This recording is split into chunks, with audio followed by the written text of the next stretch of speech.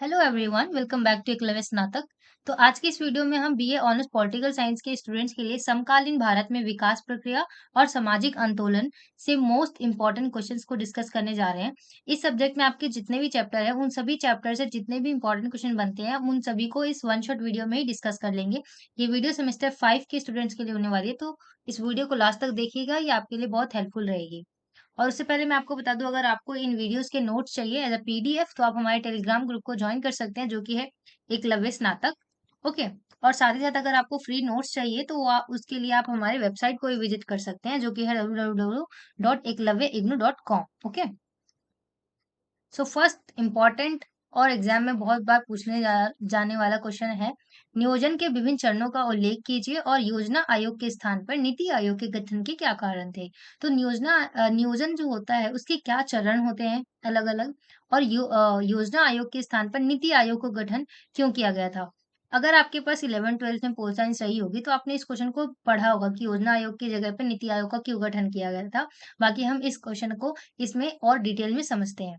नियोजन के विभिन्न चरण की बात करते हैं। सबसे पहले हम नीति निर्धारण, पहला होता है हमारा जिसमें पॉलिसी फॉर्मुलेशन होता है। इसमें क्या होता है कि सरकार जो होती है वो योजना आयोग की नीतियों को तय करती है और विभिन्न क्षेत्रों में विकास और सुधार को दिशा देती है, योजना बनाती है और सुधार को विभिन्न क्षेत्रों में विकास देने के लिए, सुधार करने के लिए एक दिशा की तरह काम करती है। ठीक है। और इस चरण में क्या होता है, जो भी लक्ष्य होता है, मिशन होता है, सामाजिक और आर्थिक विकास के उद्देश्य से तय किया जाता है कि यहाँ पे इस विकास के लिए ये वाला लक्ष्य बनाया जाएगा या फिर यहाँ पे ये मिशन चलाया जाएगा। ठीक है, पहला ये होता है। और सेकंड होता है उसमें योजना की तैयारी करना यानी प्लानिंग करना।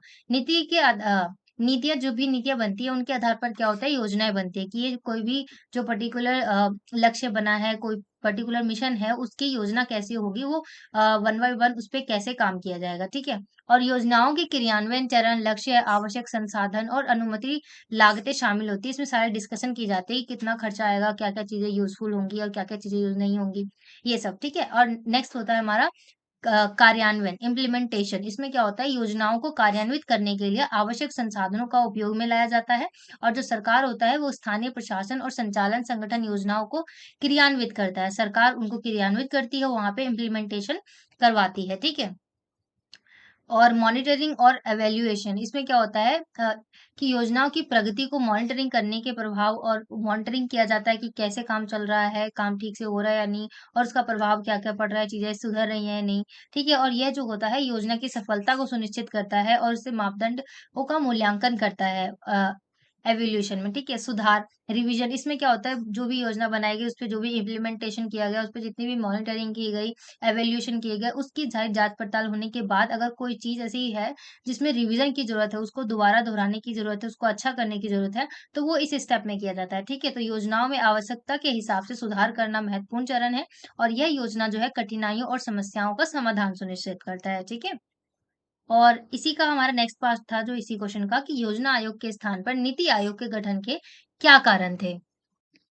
तो योजना आयोग के स्थान पर नीति आयोग को गठन करने का मेन मुद्दा बेसिकली यही था, ताकि विकास की गति गति में आगे और अच्छा और सटीक तरीके से मार्गदर्शन मिल सके। ठीक है। सो आदर्श नीति निर्धारण, पहला पॉइंट, नीति आयोग को गठित किया गया था क्योंकि वह नीतियों को विचार करने और सुझाव देने के लिए एक आदर्श नीति निर्धारक के रूप में कार्य करता था। और यह जो है नीतियां सरकार के लिए सुझाव देता था, मतलब सरकार को ये जो नीति आयोग है वो सरकार को सुझाव देती है कि इस चीज की जगह ऐसे किया जाएगा तो और भी ज्यादा अच्छे से विकास होगा और इस विकास में क्या-क्या आवश्यकता है। और नेक्स्ट होता है स्वतंत्रता और स्वायत्तता। नीति आयोग के स्थान पर यहाँ पे आप लिख लेना योजना आयोग। तो योजना आयोग के स्थान पर नीति आयोग के गठन का एक अन्य कारण था कि इससे सरकार को नीति निर्धारण में आजादी मिली और स्वायत्तता मिली। सरकार भी अपनी इम्प्लीमेंटेशन कर सकती है, वो अपने अकॉर्डिंग में नीतियाँ बनाएगी और नीति आयोग जो है वो उसको सजेशंस देगी। ठीक है। और यह जो है सरकार को नीतियाँ तय करने और प्राथमिकताओं को निर्धारित करने का मार्ग प्रदान करता है। नीति आयोग जो है फ्रीली सरकार को काम करने में हेल्प करता है और सरकार जो है किस जगह को प्राथमिकता देनी है उसके हिसाब से भी काम करती है। ठीक है। और नेक्स्ट पॉइंट में आप बता सकते हैं, अंतर्राष्ट्रीय तथ्य संप्रदान। नीति आयोग को गठित किया गया था ताकि वह भारत के वैश्वीकरण के मामलों में भी अंतर्राष्ट्रीय स्तर पर जितने भी तथ्य है उसका संप्रदान कर सके, उस पे सोच विचार कर सके। ठीक है। और यह जो है भारत के अंतर्राष्ट्रीय संबंधों को सुनिश्चित करने के लिए, उसको बेहतर बनाने के लिए बहुत हेल्पफुल रहेगा। और नीति आयोग के अगेन यहाँ पे आप योजना आयोग कर लेना।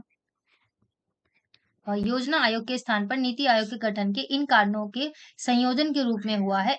इससे क्या हुआ है, विकास की प्रक्रिया में सुविधाजनक और प्रभावी बनाने का प्रयास किया गया है। ठीक है। सो नेक्स्ट क्वेश्चन हम देखते हैं। वैश्वीकरण को तीव्र करने के लिए उत्तरदायी 4 कारकों का उल्लेख करना है आपको। वैश्वीकरण कैसे बढ़ा है, उसके लिए कौन से 4 कारण जो हैं, वो महत्वपूर्ण हैं, उन्होंने ज़्यादा रोल प्ले किया है, उसके बारे में आपको इस क्वेश्चन में बताना है। तो वैश्वीकरण को तीव्र करने के लिए उत्तरदायी 4 कारक निम्नलिखित हैं। पहला, व्यापारिक नियमों का सुधार। व्यापारिक नियमों के सुधार करना और विपणन में आज़ादी बढ़ाना, जैसे सरकार का बेवजह दखल-अंदाज़ी ना करना, ठीक है? टैक्स को थोड़ा ईज़ी बनाना, ठीक है? टैरिफिक्स और को कम करना, यहाँ पे आप टैक्स लिख लेना।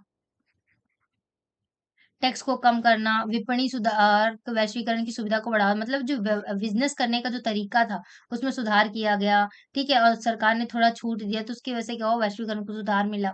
तकनीकी उन्नति, टेक्नोलॉजी आ रही है नई-नई, उसकी वजह से भी तकनीकी तकनीकी उन्नति और विज्ञान में प्रगति जो है, वो वैश्वीकरण को बढ़ा रही है। और इंटरनेट, डिजिटल डिजिटल एरा है, पैसे और अन्य तकनीक जो है, उपाय वैश्वीकरण को बढ़ावा देती है। और साथ ही साथ सरकार की नीतियाँ और समझौते, सरकार जो है कई नीतियाँ बना रही है अंतर्राष्ट्रीय स्तर पर, उनके साथ समझौता कर रही है, जिसने भी वैश्वीकरण को बहुत बढ़ावा दिया है ना? और ऐसे समझौते जो व्यापार, निवेश और वित्तीय प्रबंधन को सुविधा प्रदान करते हैं, वैश्वीकरण को बढ़ा सकते हैं। शिक्षा और अनुसान संधान, शिक्षा और अनुसंधान में निवेश वैश्वीकरण को बढ़ावा दे सकता है, क्योंकि यह नवाचारिक धारा की निर्माण में मदद कर सकता है। मतलब नए-नए तरीके इम्प्लीमेंटेशन हो सकते हैं। जब शिक्षा बढ़ेगा, अनुसंधान बढ़ेगा, तो नए-नए तरीके सामने आएँगे, जिससे क्या होगा, वैश्वीकरण को भी बढ़ावा मिलेगा और लोग जो है बढ़-चढ़ कर वैश्वीकरण में भाग भी लेंगे। जिससे क्या होगा, अपेक्षाकृत सुस्त और विकास संभव होगा। मतलब अपेक्षाकृत सस्ता, यहाँ पे आप सस्ता लिख लेना, और विकास भी संभव होगा, ठीक है? और इन 4 कारकों का संयोजन जो है वैश्वीकरण को तीव्र कर सकता है और अंतर्राष्ट्रीय संबंधों को विकास में बढ़ावा दे सकता है। अंतर्राष्ट्रीय स्तर पर संबंध बनाने में बढ़ावा दे सकता है, ठीक है? नेक्स्ट क्वेश्चन, 1990 के बाद भारतीय अर्थव्यवस्था के समक्ष सबसे गंभीर समस्या क्या थी? तो 1990 की बात अगर हम करें, तो भारतीय अर्थव्यवस्था के समक्ष ना सबसे गंभीर समस्याओं में से एक थी बेरोज़गारी और रोज़गार की कमी, ठीक है? इस समस्या ने ना नौकरी की कमी को भी कहा जाता है, ये तो मामूली-सी बात है, और ये आज भी भारतीय समाज के लिए बहुत महत्वपूर्ण रहा है। ये समय जो था, ये ऐसा समय था जिस समय बहुत ज़्यादा बेरोज़गारी थी, लोगों के पास कोई रोज़गार ही नहीं होता था। आवश्यकता से अधिक जनसंख्या की वृद्धि, मतलब जनसंख्या की वृद्धि जो थी, वो आवश्यकता से भी बहुत ज़्यादा बढ़ गई थी, ये भी एक रीज़न था। भारत में जनसंख्या का तेजी से बढ़ने का महत्वपूर्ण कारण नई पीढ़ियां बाजार में आती गई और रोजगार की कमी को जरूरतें बढ़ाने लग गई। नई नई टेक्नोलॉजी आई, जिसकी वजह से लोगों के नौकरियां भी छिनी, है ना? और तकनीकी प्रगति का प्रभाव, तकनीकी प्रगति के कारण क्या हुआ, कुछ उद्योगों में मजदूरों की आवश्यकता कम हो रही थी, जिसके परिणाम स्वरूप क्या हुआ, बेरोजगारी बढ़ी, है ना? और शिक्षा की असमान वितरण, भारत में शिक्षा का असमान वितरण है एक मुख्य कारण है, जो जिससे बेरोजगारी बढ़ी, ठीक है? और अधिकांश बेरोजगार लोग अधिकतर अशिक्षित ही रहे, ठीक है, और प्रशिक्षित नहीं है, जिससे वे अधिक उत्पादक क्षेत्रों में नौकरियाँ नहीं पा रहे थे, बिकॉज़ वो ज़्यादा शिक्षित नहीं थे, प्रशिक्षित नहीं थे, ज़्यादा उनके पास कोई एक्सपीरियंस नहीं था, टेक्नोलॉजी उनके पास कोई स्किल्स नहीं थे, जिसकी वजह से भी वो नौकरी से पीछे हट रहे थे, ठीक है? रोज़गार असुरक्षा, अधिकांश जो भारतीय थे, वो कामगार ऐसे थे जो असुरक्षित रोज़गार में काम करते थे और जिनकी नौकरी की स्थिति भी वो सामान्य नहीं थी, और सामाजिक सुरक्षा और मज़दूर जैसे अधिकारियों क्षेत्रों में भी उनको काम करना पड़ रहा था।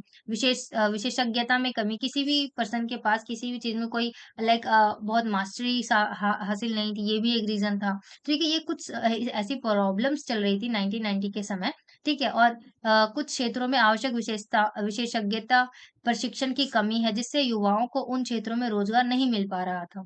रोज़गार की कमी भारतीय समाज के विकास के लिए एक बड़ी चुनौती है, और सरकार को नौकरियों और अवसर को बढ़ाने और रोज़गार को सुरक्षा सुधारने के लिए नीतियाँ बनाने की आवश्यकता है, और उस पर कार्रवाई करने के लिए भी आवश्यकता है। ठीक है, नेक्स्ट क्वेश्चन में आपसे पूछा गया है, क्या आप इस विचार से सहमत हैं कि वैश्वीकरण के बाद की अवधि में अपनाई गई विकास नीतियों से भारत के गरीबों के जीवन पर कोई भी विशेष प्रभाव पड़ा है? देखिए, जहाँ यहाँ पे आप इस बात को कह सकते हैं कि वैश्वीकरण से ना सबको इक्वली इफ़ेक्ट नहीं हुआ है। किसी को बहुत फ़ायदा भी हुआ है, तो किसी को कोई फ़ायदा ही नहीं हुआ, वो जहाँ थे वो वहीं पर है। ठीक है, तो वैश्वीकरण के बाद अवधि में अपनाई गई कई विकास की नीतियाँ जो थी, वो गरीबों के जीवन पर प्रभाव तो पड़ा है, लेकिन इसका प्रभाव और उस प्रभाव पड़ने की दिशा और मात्रा जो है, वो विभिन्न-विभिन्न है। आर्थिक विकास का आधिकारिक द्वारा आदान-प्रदान। इसमें क्या हो रहा है कि वैश्वीकरण के बाद की अवधि में ना अक्सर ये माना जाता है कि आर्थिक विकास जो है अधिकारी वर्ग से निरंतर गरीब वर्ग के प्रति बहता है। लेकिन मतलब है यहाँ पे कहने का जो मतलब इकोनॉमिकली जो थोड़ा ठीक है, उन पे और ज़्यादा फ़ायदा हो रहा है, उनको और भी ज़्यादा बेनिफिट हो रहा है। पर जो गरीब है, उनको वो चीज़ लेने में, वो चीज़ एक्सेप्ट करने में, वो चीज़ उनको इम्प्लीमेंट होने में, वो अपॉर्च्युनिटी उन तक आने में बहुत टाइम लग जाता है, जिसकी वजह से भी वो गरीब जो है, वो अक्सर उसका लाभ नहीं पहुँचा पाते हैं, ठीक है?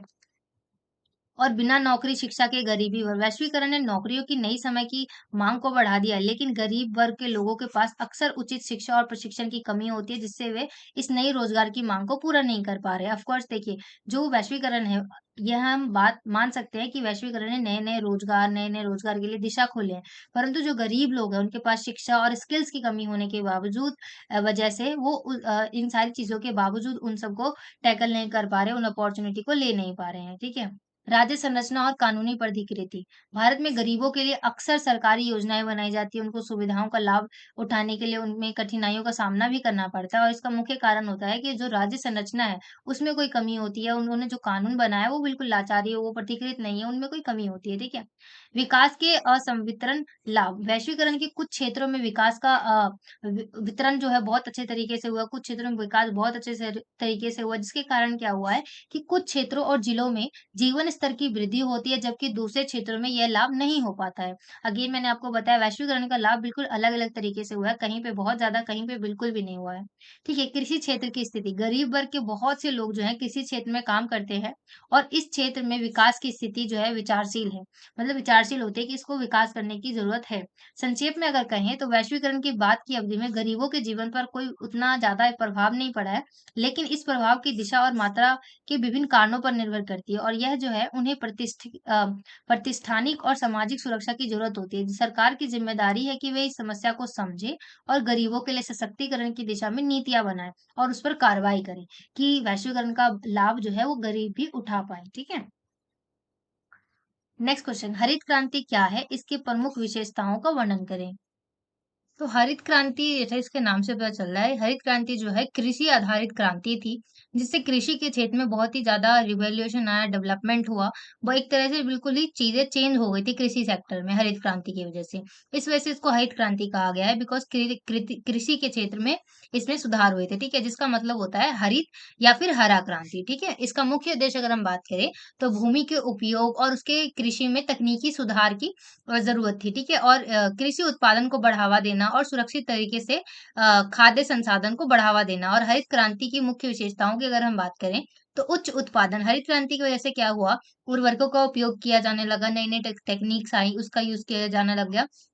जिसकी वजह से क्या हुआ कि उच्च उत्पादन हो गया, उत्पादन जो है बहुत ज़्यादा होने लग गया। खाद्य सुरक्षा, हरित क्रांति की वजह से क्या हुआ, खाद्य सुरक्षा को भी बढ़ावा मिला, इससे कोल्ड स्टोरेज जैसी चीज़ें सामने आई और खाद्य जितने भी थे उनको सँभाल कर रखा गया और उत्पादन की जाती थी, जिससे खाद्य संसाधन की उपलब्धता में सुधार हुआ कि मतलब चीज़ों को जब सँभाल के रखा जाने लग गया, तो उसकी उपलब्धता भी बरकरार और बनी रहती थी, ठीक है?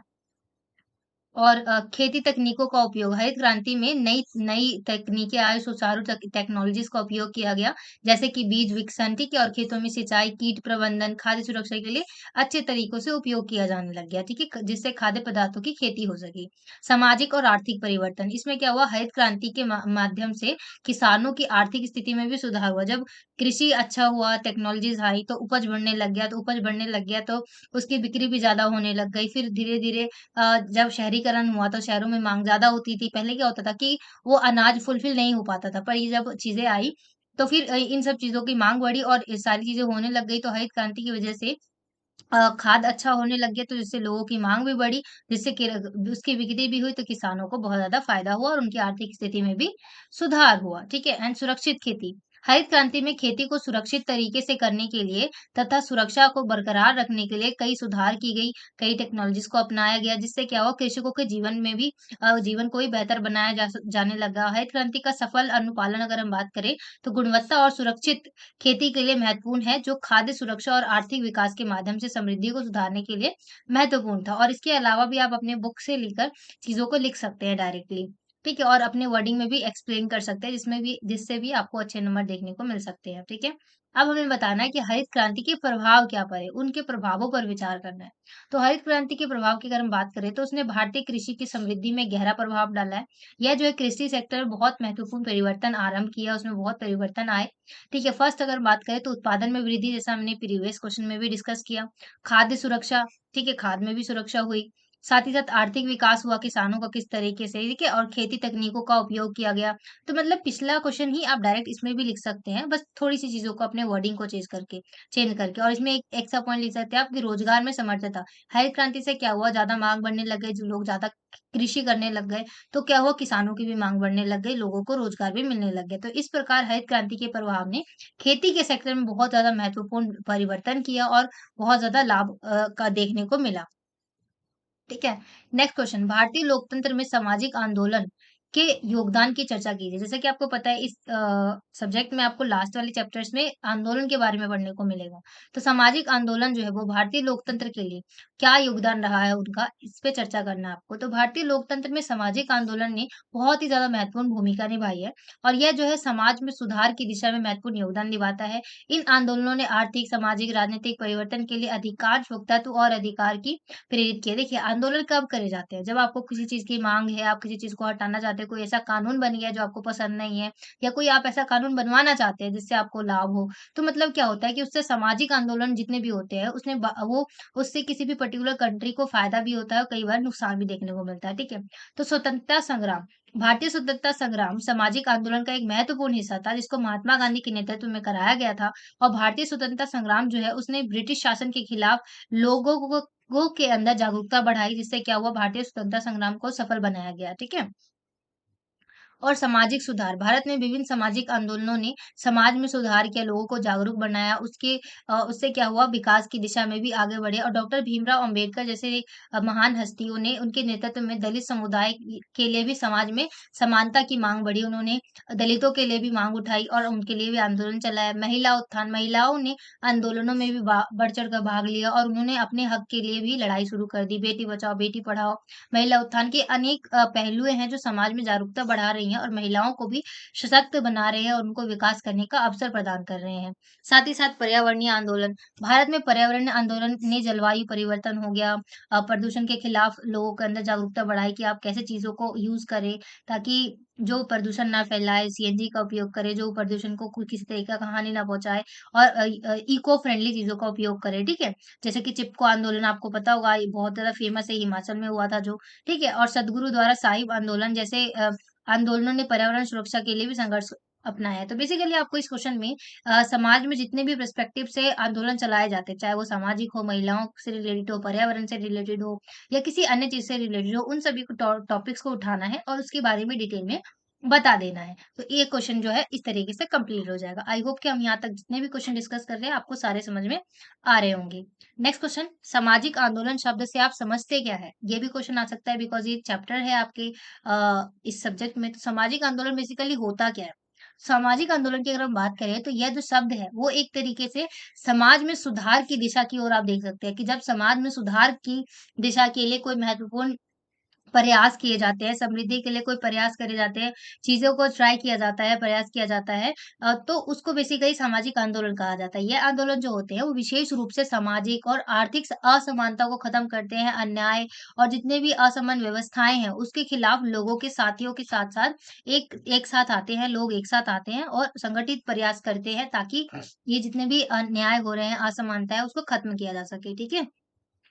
सो इन आंदोलनों के माध्यम से जो लोग होते हैं वो समाज में सुधार करने के लिए आगे बढ़ते हैं और अपनी जागरूकता को बढ़ाते हैं, लोगों के अंदर भी जागरूकता बढ़ाते हैं और समाज के प्रति उनको प्रेम को दिखाते हैं, ठीक है? और ये भी बताते हैं कि समाज में किस चीज़ की विकास की आवश्यकता है। तो सामाजिक आंदोलन जो होते हैं विभिन्न क्षेत्रों में हो सकते हैं जैसे कि स्वतंत्रता संग्राम, महिला उत्थान, जातिवाद, अन्याय के खिलाफ आंदोलन, पर्यावरण संरक्षण के लिए आंदोलन। आंदोलन जो है वो किसी भी तरीके से हो सकता है। बेसिकली आंदोलन की अगर हम बात करें सामाजिक आंदोलन तो ऐसे आंदोलन जिसको जिसको समाज में सुधार की दिशा की ओर ले जाने के लिए प्रयास करने के लिए कराया जाता है, ठीक है? सो इन आंदोलनों के लिए माध्यम से लोग अपने अधिकारों की माँग करते हैं और समाज में सुधार करने के लिए एक महत्वपूर्ण भूमिका निभाते हैं। तो ये क्वेश्चन कुछ ऐसे थे जो बहुत ज़्यादा एग्ज़ाम में पूछे जाते थे, रिपीटेड हैं।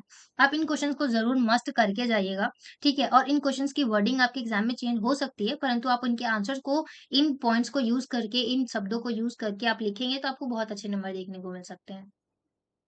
तो यहीं पे ये वीडियो कंप्लीट होती है। अगर आपको कुछ भी समझ में नहीं आया, कुछ भी पूछना है तो आप कमेंट सेक्शन में लिख सकते हैं।